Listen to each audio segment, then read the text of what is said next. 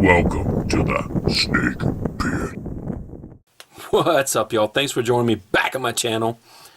Check this out. So I was watching Batjack JW. If you are not subbed or do not know about him, please go check out his channel. Link Down below. whoosh. Tell him the real Cold Burnout sent you. Love his channel. Lots of 1911 stuff. Lots of Revolver stuff. I mean, legit. Old school movies. Everything. Love his channel. He's huge. And he should be way bigger. Trust me. Go check him out. Anyway, his last vid, he opened up a magazine. He's done this before, but he opened up like an old school magazine. Where are you getting these magazines, dude? That's what I want to know. But it's an old school magazine. Open up and and it has a pistol in there from like 10, 15 years ago, whatever it was. And it's kind of collectible nowadays. And he's done this before, and that got me thinking.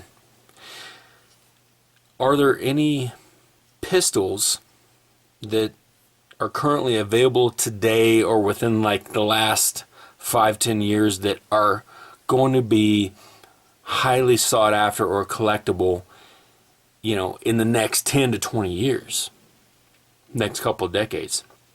And do you own any? Now, you can see here, none of these are probably going to be collectible. They're not going to be increasing in value. They might hold some value. Some of these are just toys, obviously. Some of them are what you would call hammers because they're just heavy things.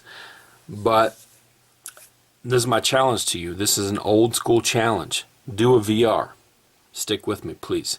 Do a VR. There's no prize involved. Wow.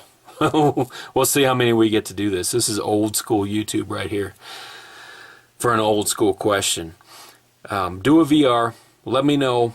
Do you have anything in your collection that will be worth more or collectible in the next 10 to 20 years?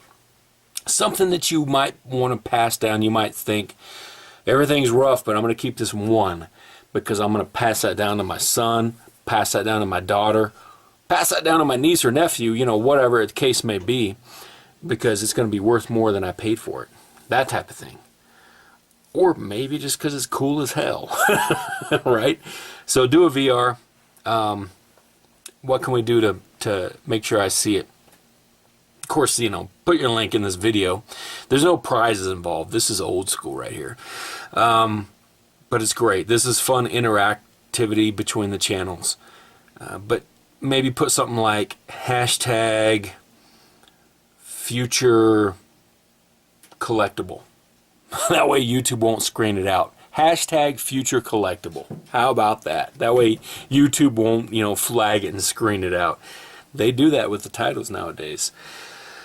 Alright, so for me to answer the question, I probably don't have anything that's, and I have a few other 1911s, I have Ruger, another pair, that type of thing. We're not getting into rifles. We're sticking with pistols. Let's keep it to pistols. This is kind of what I grabbed out of the Snake Pit safe here. Out of this, probably, this might be my best chance. And you might be thinking, what, this Walther? Well, it's kind of a hybrid. I've talked about it before. I won't spend a lot of time on it, but this is a Smith & Wesson 990L. That L is important because it sets it completely apart from all the other 999s. The Walther 99s that are out there.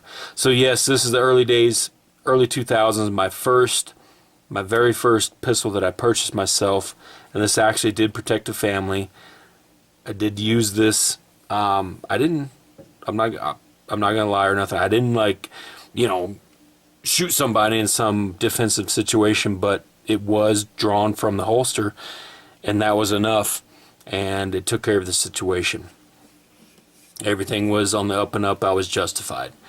Didn't have to pull the trigger, luckily. And I say that because if you've ever had to use a firearm in combat, you'll know what I'm talking about. We'll just leave it at that. So 990L, friggin' awesome hybrid. Walther right here. Frame is made in Germany. All this stuff is safety checked. I'm sure I'm already getting comments. It's all safety checked. We're good.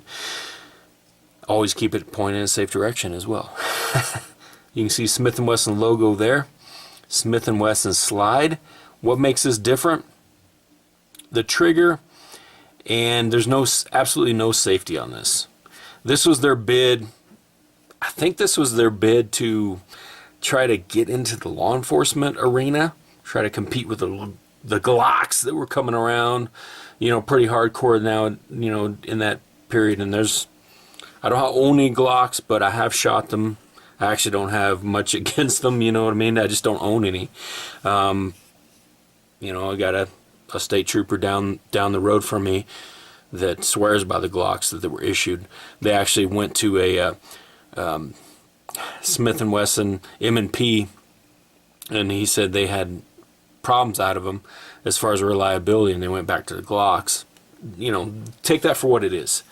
I like Smith & Wesson, so this is kind of like a Nirvana. Walther, Smith & Wesson, just, Anyway, back to the trigger. This one is not for everybody. This one is different. It doesn't have a different trigger pull. The Walthers 99s, that first trigger pull will be heavier, and then it'll go into the single action mode. That's not the way this one works. It's consistent throughout the whole process, but it's a heavy trigger. It's like 8 pounds, I'm telling you. It's consistent. 7.5, I think, is what they rated at. My cheap ass scale tells me 8. So you have to get used to this thing. But, it'll fire without the mag. So there's no mag safety. There's no regular safety. It does have that European style mag release in there. So either side. And you just got to get used to it. Where you're going to hit it with your index finger. Depending on how long your thumb is, you might hit it with your thumb. So this is one you got to get used to. Heavy trigger pull, but it has been the most reliable pistol I've ever owned. And it's a little bit unique. Not everyone just confuses it with the Walther 99 whatever. No, it's actually a little bit unique. I actually special ordered that. I had to use my military ID. I don't know if, because I was active duty at the time, I don't know if that is necessarily the case everywhere. I don't see what's so special about it, but that's how I had to do it, at least at the time living in New Mexico. So, what do I carry mostly? I'm a Ruger fanboy. Are these Rugers that I have going to be worth extra? Going to be worth a lot in the future? Probably not. This one has sentimental value, number one, so this will be the last to go. If I have to clearance, if I have to pawn shop my stuff off. Yeah, we've all been at that point, and I'm on the ragged edge, I tell you what. High points, these are just cheap ass junk of fun, right? Wear these things out at the range and get them to work, because the more you shoot them, the more reliable these pistols get. That's my opinion. Also find the right ammo for it, because some ammo may not cycle initially. There's mag issues. Their carbines, I love them, but this is a heavy chunker munker. Can always double as a hammer later. 1911s, the elegance of these, I just love. The ones I got are not going to be increasing in value. I can guarantee that. They might not lose as much value. The more I shoot them, they might a little bit, but I got a nice set of lock grips here on that one. But I freaking love the 1911 platform. I love the history behind it. Backjack JW, check his vids out. He takes them completely apart. Hopefully YouTube never flags him. A revolver, do you have something? Is a rubber band gun going to be the most valuable thing in your collection? Shoot that VR out. This vid's way too long already. Hopefully you enjoy just hanging out with me. Old school style. I'm going to try to get this up tonight. Stay tuned for future vids. I got a shout out coming up. Old school beer fridge shout out. So stay tuned for that. I'm going to do some Talon grip installs. I've done that before. We'll see if YouTube flags it, but I like Talon grips. I'm going to put them on a couple other firearms I have, some pistols. Thing about Talon grips, they're cheap. I like the rubbery ones. I don't like the sandpaper ones. That's just my personal preference. They will eventually wear out if you're carrying daily and stuff like that. So just keep that in mind. But they hold up really well, at least for my usage. So I actually have a set on this SR9, and it made a world of difference. I really like this SR9. 9mm compared to the 40. I mean, obviously, it's smaller, but you take the mags out and they're fairly comparable in weight, but you get more capacity with the 9 than you do with the 40. And I bought this back in the heyday when 40 was the thing. It was the in thing. FBI was all about it, all that stuff.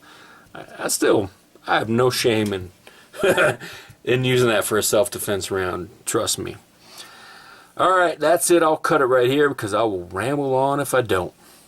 Shoot me your VRs. Put the links down below. Let's have some fun here.